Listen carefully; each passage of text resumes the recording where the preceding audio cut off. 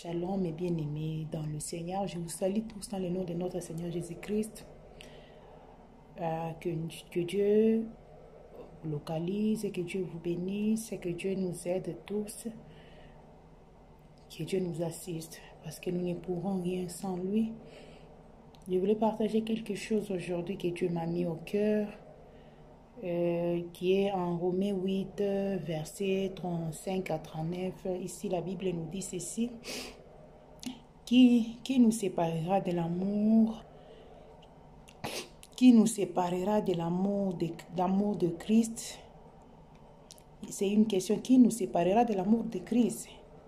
Sera-ce la tribulation ou l'angoisse ou la persécution ou la faim ou la nudité ou le péril ou le paix? C'est la question. Selon ce qu'il est écrit, c'est à cause de toi qu'on nous met à mort les jours qu'on nous regarde comme des brebis destinées à la boucherie. C'est que j'avais besoin de partager avec vous. Qui nous séparera de l'amour de Dieu? Mais bien-aimé, qui peut te séparer de l'amour de Dieu?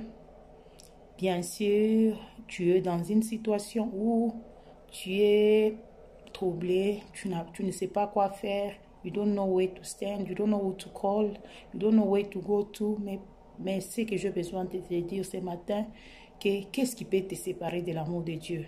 C'est comme moi, il y a ces derniers temps, je passais des moments difficiles, je passais trop de moments difficiles que je ne peux pas détailler. Il y a la fois parce que j'avais témoigné de la maladie que j'avais, le TASH. En tout cas, j'étais traumatisée. Je pensais comment est-ce que je pourrais savoir ce qui se passe dans mon corps à l'intérieur, s'il y a le TASH à l'intérieur. Je ne sais pas ce que ça va causer. Mais qui peut nous séparer de l'amour de Dieu? Tu peux être à côté des gens qui te tourmentent, des gens qui te créent des problèmes et des gens qui te créent toujours des problèmes. Est-ce que cela peut te séparer de l'amour de Dieu? Il y a quelqu'un, j'avais écouté une personne qui me disait qui avançait des raisons pourquoi la personne s'est retrouvée dans le péché. Il a avancé des raisons parce que il y a quelqu'un qui m'a poussé à faire ceci. Est-ce que cela peut te séparer de l'amour de Dieu? Si tu aimes vraiment ton Dieu, est-ce qu'il y a quelque chose qui peut te séparer de cet amour? Je ne vois pas. Il y a un serviteur de Dieu que j'ai entendu hier parler que la crainte de l'Éternel, c'est la discipline tout d'abord. Tu dois te discipliner.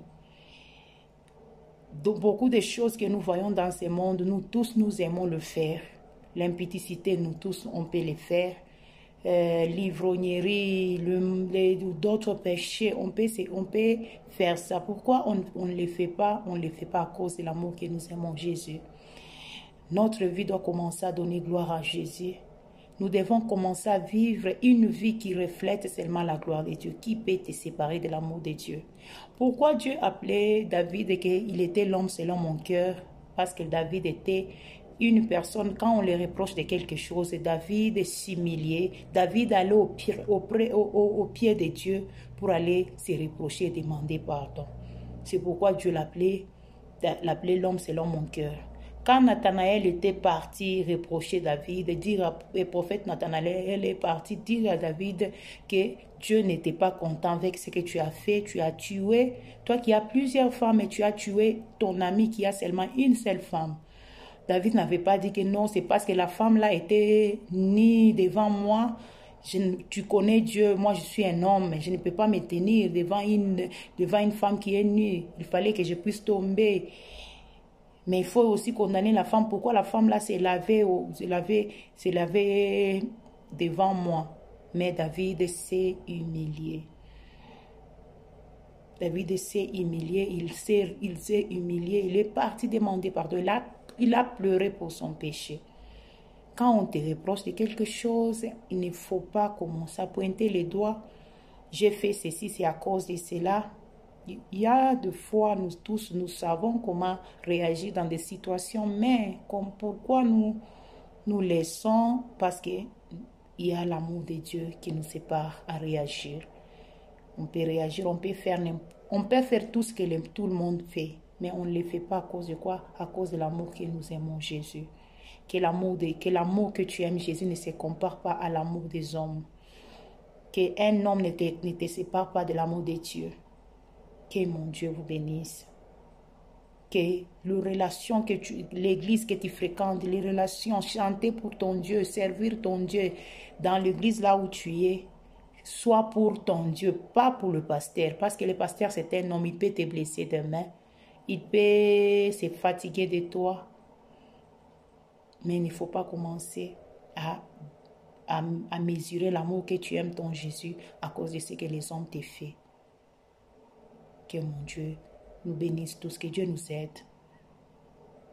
Que Dieu nous aide tous à ne pas mesurer l'amour de Jésus à cause de ce que les hommes sont en train de nous faire. Que Dieu vous bénisse.